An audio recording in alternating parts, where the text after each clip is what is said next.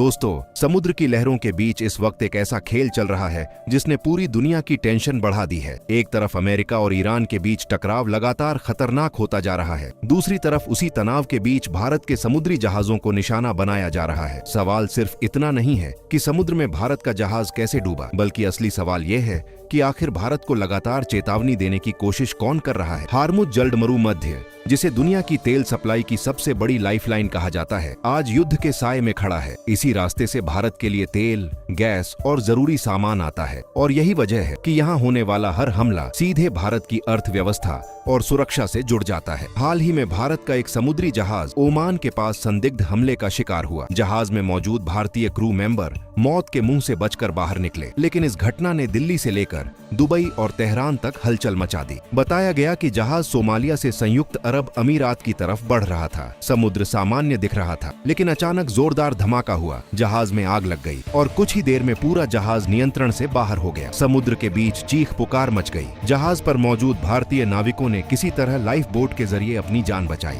बाद में Oman coast guard ने रेस्क्यू ऑपरेशन चलाकर सभी भारतीयों को सुरक्षित बाहर निकाला। लेकिन इस घटना के बाद सबसे बड़ा सवाल खड़ा हुआ कि आखिर हमला किसने किया, क्योंकि जिस इलाके में यह हमला हुआ वहां इस समय दुनिया की सबसे खतरनाक जियोपॉलिटिकल लड़ाई चल रही है। ये कहानी आपको अच्छी लगे तो कमेंट में जय हिंद लिखना न भूले। अमेरिका, ईरान और इजराइल के बीच तनाव इतना ज्यादा बढ़ चुका है कि हर गुजरते जहाज को शक की नजर से देखा जा रहा है। भारत का जहाज जैसे ही डूबा, नई दिल्ली में हलचल तेज हो गई। भारतीय विदेश मंत्रालय ने साफ कहा कि निर्दोष भारतीय नागरिकों और जहाजों को निशाना बनाना बर्दाश्त नहीं किया जाएगा। इसके तुरंत बाद भारतीय नौसेना ने अरब सागर और ओमान की खाड़ी में अपनी गतिविधियां बढ़ा दी। युद्धपोतों की गश्त तेज कर दी गई और खुफिया एजेंसियों को एक्टिव मोड पर डाल दिया गया, क्योंकि यह सिर्फ एक हादसा नहीं माना जा रहा, बल्कि इसे भारत को समुद्री रास्तों पर डराने की कोशिश के रूप में देखा जा रहा है। सबसे दिलचस्प बात यह रही कि जहाज पर हमले के कुछ ही घंटों बाद प्रधानमंत्री नरेंद्र मोदी संयुक्त अरब अमीरात पहुंचे। पूरी दुनिया की नजर इस दौरे पर टिक गई। आबू धाबी में मोदी और यूएई के राष्ट्रपति शेख मोहम्मद बिन जायद के बीच लंबी बैठक हुई। इस मुलाकात के बाद जो संदेश बाहर आया उसने कई देशों की बेचैनी बढ़ा दी। मोदी ने साफ कहा कि समुद्री रास्तों पर हमला पूरी दुनिया की अर्थव्यवस्था पर हमला है और निर्दोष नागरिकों को निशाना बनाने वालों को छोड़ा नहीं जाएगा। दूसरी तरफ यूएई ने भी भारत के जहाज पर हुए हमले की कड़ी निंदा की और इसे आतंकवादी हरकत बताया। यही बयान सबसे ज्यादा चर्चा में है, क्योंकि यूएई एक मुस्लिम देश होते हुए भी खुलकर भारत के साथ खड़ा दिखाई दिया। इससे ईरान समेत कई देशों की चिंता बढ़ गई। दरअसल भारत और यूएई के बीच पिछले कुछ वर्षों में रिश्ते काफी मजबूत हुए हैं। तेल, व्यापार,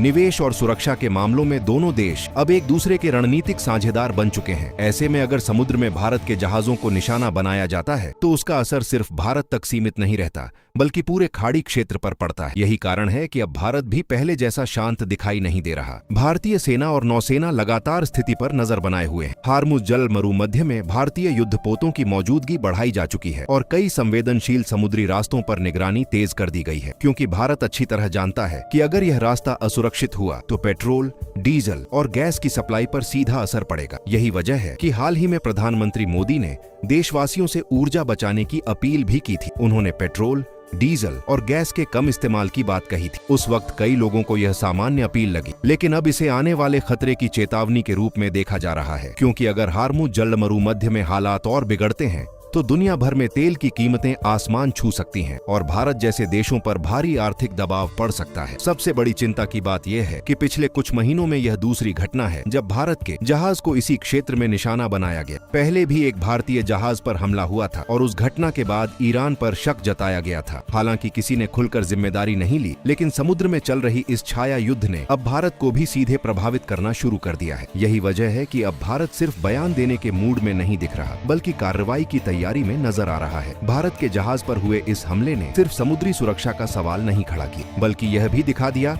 कि आने वाले समय में दुनिया की सबसे बड़ी लड़ाई जमीन पर नहीं बल्कि समुद्र के रास्तों पर लड़ी जाएगी, क्योंकि जिस हार्मुज जलमरुमध्य की आज पूरी दुनिया चर्चा कर रही है, वहां से हर दिन लाखों बैरल तेल गुजरता है। दुनिया की करीब 1/3 तेल सप्लाई इसी संकरे समुद्री रास्ते से होकर निकलती है। अगर यहाँ एक दिन के लिए भी तनाव बढ़ता है तो उसका असर सीधे भारत, चीन, जापान और यूरोप की अर्थव्यवस्था पर दिखाई देता है। यही कारण है कि भारत अब इस पूरे मामले को सिर्फ एक दुर्घटना मानने को तैयार नहीं है। भारतीय सुरक्षा एजेंसियों को शक है कि इस हमले के पीछे कोई बड़ा नेटवर्क काम कर रहा हो सकता है, जिसका मकसद समुद्री व्यापार को डराना और दुनिया पर दबाव बनाना है। ओमान के पास जिस जगह पर हमला हुआ वह इलाका लंबे समय से अंतर्राष्ट्रीय तनाव का केंद्र बना हुआ है। यहाँ कई बार ड्रोन हमले, मिसाइल हमले और जहाजों की जब्ती जैसी घटनाएं हो चुकी हैं। अमेरिका लगातार ईरान समर्थित समूहों पर आरोप लगाता रहा है, जबकि ईरान इन आरोपों को साजिश बताता है। लेकिन इस बार मामला इसलिए ज्यादा गंभीर हो गया क्योंकि निशाना भारत का जहाज बना।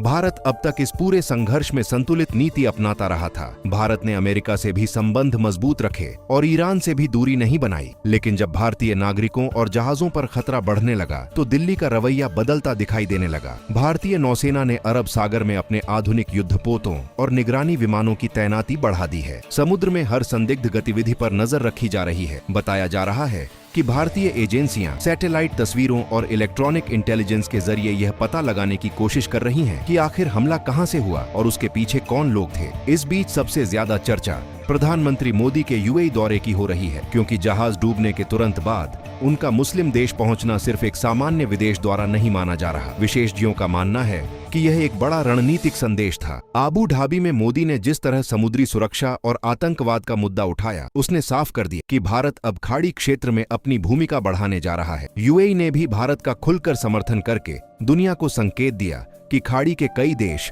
अब भारत को सिर्फ व्यापारिक साझेदार नहीं बल्कि सुरक्षा सहयोगी के रूप में भी देखने लगे हैं। यही बात पाकिस्तान और कुछ कट्टरपंथी संगठनों की चिंता बढ़ा रही है, क्योंकि पिछले कुछ वर्षों में भारत ने खाड़ी देशों के साथ अपने रिश्तों को जिस तेजी से मजबूत किया है, उसने पूरे क्षेत्र की राजनीति बदल दी है। कभी पाकिस्तान के करीबी माने जाने वाले कई मुस्लिम देश आज भारत के साथ बड़े रक्षा और व्यापारिक समझौते कर रहे हैं। यही वजह है कि भारत के जहाज पर हमला होने के बाद यूएई ने खुलकर कहा कि दोषियों के खिलाफ सख्त कार्रवाई होनी चाहिए। इस बयान ने पूरी दुनिया का ध्यान अपनी तरफ खींच लिया। दूसरी तरफ ईरान पर भी दबाव बढ़ता जा रहा है, क्योंकि हमला चाहे किसी ने भी किया हो, लेकिन अंतर्राष्ट्रीय समुद्री रास्तों की सुरक्षा की जिम्मेदारी उस पूरे क्षेत्र पर आती है। अमेरिका पहले ही इस इलाके में अपने युद्धपोत बढ़ा चुका है। इजराइल भी लगातार समुद्री सुरक्षा को लेकर अलर्ट पर है। ऐसे में भारत का सक्रिय होना इस पूरे समीकरण को और ज्यादा खतरनाक बना सकता है। भारत अच्छी तरह समझता है कि अगर वह सिर्फ बयान देता रहा तो भविष्य में भारतीय जहाजों पर हमले बढ़ सकते हैं। इसलिए अब रणनीति बदलती दिखाई दे रही है। भारतीय नौसेना केवल सुरक्षा तक सीमित नहीं रहना चाहती,